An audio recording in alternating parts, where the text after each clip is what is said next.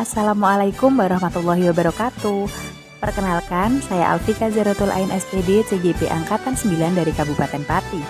Pada kesempatan kali ini, saya akan memaparkan demonstrasi kontekstual terkait modul 1.3 Visi Guru Penggerak.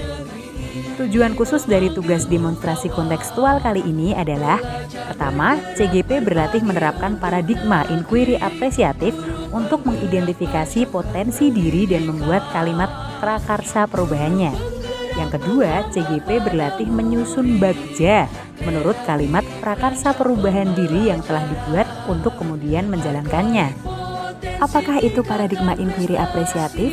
Inquiry apresiatif atau IA dikenal sebagai pendekatan manajemen perubahan yang kolaboratif dan berbasis kekuatan.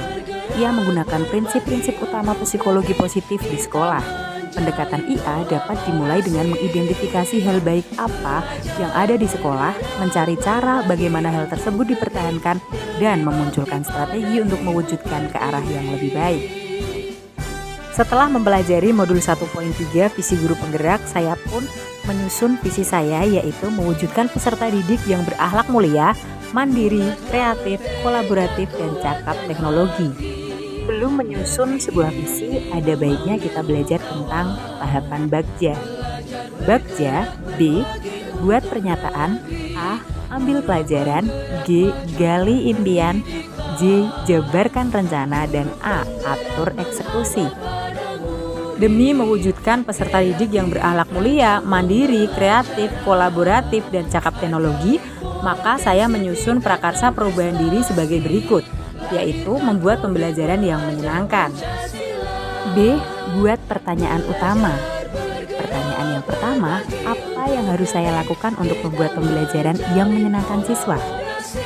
Tindakan yang saya lakukan adalah dengan menggunakan pembelajaran yang menarik, menciptakan suasana kelas yang menyenangkan, dan memasukkan unsur permainan dalam pembelajaran seperti kegiatan ice breaking.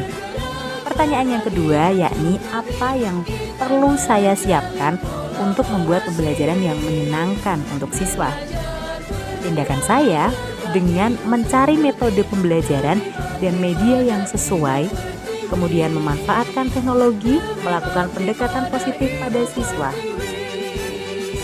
Yang kedua, ambil pelajaran. Pertanyaan yang muncul, apa model pembelajaran yang dapat membangkitkan semangat siswa? Tindakannya dengan menggunakan model pembelajaran game-based learning, memanfaatkan berbagai permainan dan memasukkan edukasi di dalam permainan tersebut. Yang kedua, apa saja yang dapat membuat anak tertarik dalam mengikuti pembelajaran? Dengan mengajak anak belajar sambil bermain sesuai dengan kodrat anak. Yang ketiga, media pembelajaran seperti apa yang dapat menarik minat siswa? Tindakan saya dengan menggunakan media teknologi dengan tampilan warna yang menarik sesuai dengan kodrat zaman, sehingga anak tertarik untuk fokus ke pembelajaran. Yang ketiga, gali mimpi. Pertanyaan yang muncul, kebiasaan positif apa yang akan saya lakukan supaya pembelajaran yang menyenangkan dapat terwujud? Tindakan yang saya lakukan yaitu melakukan refleksi di akhir pembelajaran, menggunakan berbagai strategi dan model pembelajaran yang menyenangkan, kemudian memilih menggunakan media pembelajaran yang menarik, dan melakukan pendekatan kepada siswa itu sangat penting. Yang keempat, jabarkan rencana. Apa langkah sederhana yang bisa dilakukan untuk mewujudkan pembelajaran yang menyenangkan di kelas? Tindakannya yaitu dengan memilih strategi dan model pembelajaran yang tepat. Kemudian, apa saja praktik baik dalam mewujudkan pembelajaran yang menyenangkan di kelas? Mengajar dengan menggunakan media pembelajaran yang sesuai tentunya dan dapat menarik perhatian siswa. Yang ketiga, apa target dalam mewujudkan pembelajaran yang menyenangkan di kelas? Tindakannya yakni dengan kita memahami masing-masing dari peserta didik kita, dari masing-masing murid kita dengan melakukan asesmen diagnostik sebelum memulai pembelajaran di kegiatan MPLS. Kemudian, murid terlibat aktif dalam pembelajaran dan murid dapat mengembangkan minat, bakat, serta potensinya pada pembelajaran.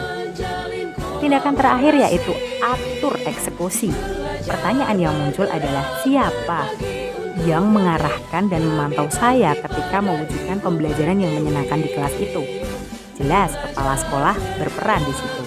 Kemudian, rekan sejawat. Dalam menyusun program pembelajaran yang menyenangkan bagi siswa, tentunya saya membutuhkan masukan dan saran dari rekan sejawat maupun tanggapan dari kepala sekolah. Kedua, bagaimana agar perwujudan pembelajaran yang menyenangkan di kelas itu dapat terlaksana dengan baik? Pertama yang harus saya lakukan yakni melakukan refleksi di setiap pembelajaran. Yang kedua, paham dengan karakter anak. Yang ketiga, menyusun strategi dan model pembelajaran yang menarik dan sesuai. Dan yang keempat, selalu melakukan pembiasaan yang positif bagi peserta didik. Terima kasih, demikian tadi paparan dari demonstrasi kontekstual modul 1.3 visi guru penggerak yang dapat saya sampaikan. Salam dan bahagia Bapak Ibu guru hebat di seluruh Indonesia. Wassalamualaikum warahmatullahi wabarakatuh.